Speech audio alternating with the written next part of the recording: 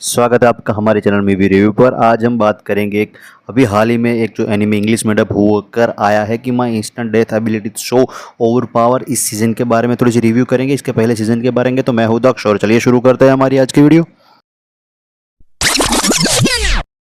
सबसे पहले इसकी बात की जाए तो ये हमें 12 एपिसोड में उपलब्ध मिल जाएगा। ये आपको क्रंची रोल पर ये इंग्लिश में डब होकर मिला है। इसका जो हिंदी में डब की बात की जाए तो ये अभी कुछ हिंदी में डब होकर आया नहीं है, इसलिए मैं इंग्लिश में देखता हूँ तो मैं इससे अलग से आपको इसका रिव्यू बनाकर दे रहा हूँ। इसलिए सबसे पहले इसकी अगर रेटिंग की बात की जाए तो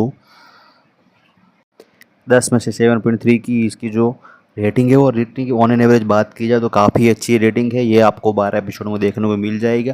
और इसका थोड़े से अगर प्लॉट की बात की जाए तो हमारा जो मेन हीरो है, जो जिसके पास एक ऐसी पावर होती है कि अगर किसी के बारे में सोचे क्योंकि वो चाहे कि वो सामने वाला मर जाए तो उसके सोचने के मात्र से ही सामने वाला बंदी मर सकता है।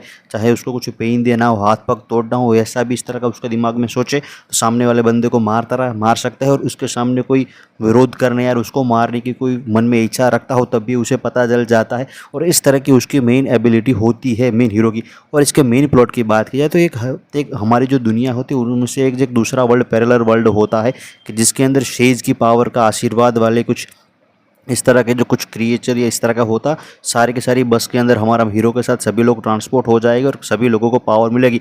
उनमें से जो एक हीरोइन बात करो जो इसकी जो को बात करिए तो उस लड़की को और हमारे हीरो को क्योंकि कुछ शेज की जो प्रोटेक्शन है वो नहीं मिलती, दूसरे दो लोगों को भी कुछ इस प्रोटेक्शन नहीं मिलती। और यहाँ से हमारे मेन हीरो की जो जर्नी शुरू होगी।